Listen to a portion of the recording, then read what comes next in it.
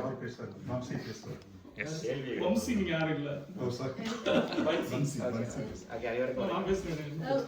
முதல்ல நீங்க பேசிட்டு இருக்கும்போது என்னுடைய மனதில் என்ன போயிட்டு இருந்தாக்கா, பொதுவா இலக்கியம் படிக்க ஆரம்பிச்சதுலேருந்து என்னுடைய ஏக்கங்கள் என்ன வந்துச்சுனாக்கா, ஏன் மலேசிய கதைகள் குறித்து யாரும் பேச மாட்டாங்க அப்படின்றதா இருந்துச்சு.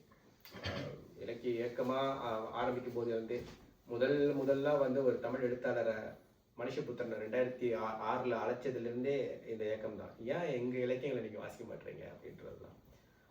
ஸோ அப்படி இருக்கும்போது யாராவது ஒருத்தர் எங்கேயாச்சும் பேசுகிறதே சந்தோஷமாக இருக்கும்போது, இந்த ஊரில் இத்தனை பேர் ஒரு கதையை வாசிச்சா அது என்னோட கதைன்னு நான் பார்க்கல, மலேசிய இலக்கியத்தில் ஒரு கதையை வாசிக்கிறீங்க பேசுகிறீங்கிறது ஒரு பெரிய நெகிழ்ச்சிக்குரிய ஒரு விஷயம் தான். அதுக்கு ஏற்பாடு செய்த உங்களுக்கு என்னுடைய நன்றி.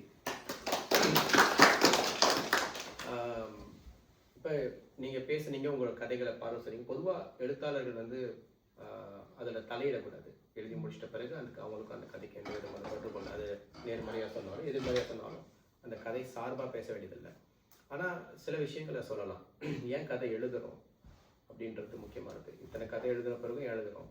முதல் அடிப்படையான விஷயம் என்னன்னாக்கா, கதை எழுதும்போது ஏற்படக்கூடிய ஒரு த்ரில்லிங் இருக்குல்ல, நாம் அறியாத வாழ்க்கையை நாம் நிகழ்த்தி பார்க்கறது, இது முதல்ல நடக்குது. இப்போ நீங்கள் சொன்னீங்க இல்லையா, நான் முதல்ல போயா பற்றி பேசும்போது சரவா பற்றி சொன்னேன். சரவா பற்றி எனக்கு எதுவுமே அறிமுகம் இல்லை. நம்ம படித்தது இந்த ரூமா பஞ்சாங் இதெல்லாம் வந்து பாட நூல்களில் இருக்கும். அப்போ எழுதும்போது எதெல்லாம் உள்ளுக்கு இருந்திருக்குன்றதே நம்மளால் புரிஞ்சிக்க முடியாது. எப்படி இதெல்லாம் வருது, எப்படி எங்கேருந்து ஞாபகத்து இருந்துச்சுன்னு அதெல்லாம் நான் படிக்கும்போது ஒழுங்காக படிச்சுக்க மாட்டேன் நான். ஆனால் அந்த சரவாவுடைய வீடு என்ன முன்னுக்கு விஷுவலாக வருது.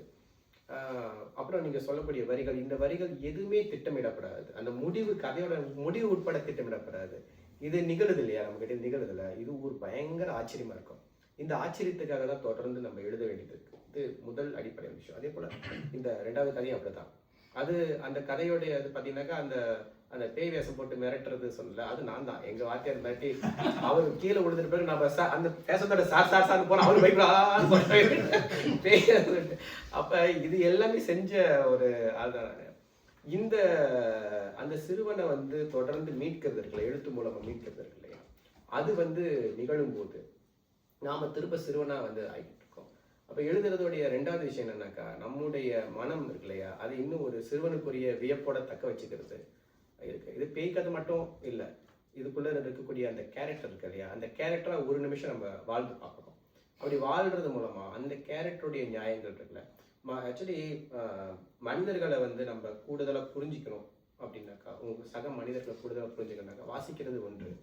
வாசிக்கும்போது எப்படி பார்த்தாலுமே ஒரு எழுத்தாளனாக இருக்கும்போது இன்னும் கூடுதலாக நெருங்கி உங்களால் பார்க்க முடியும்.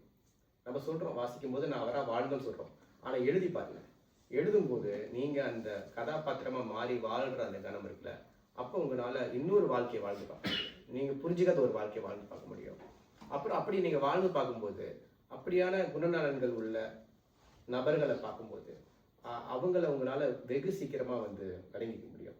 அவங்களோட தவறுகளையும் சேர்த்து பொறுத்துக்க முடியும். அதுக்காகவாது நம்ம எழுத வேண்டியது.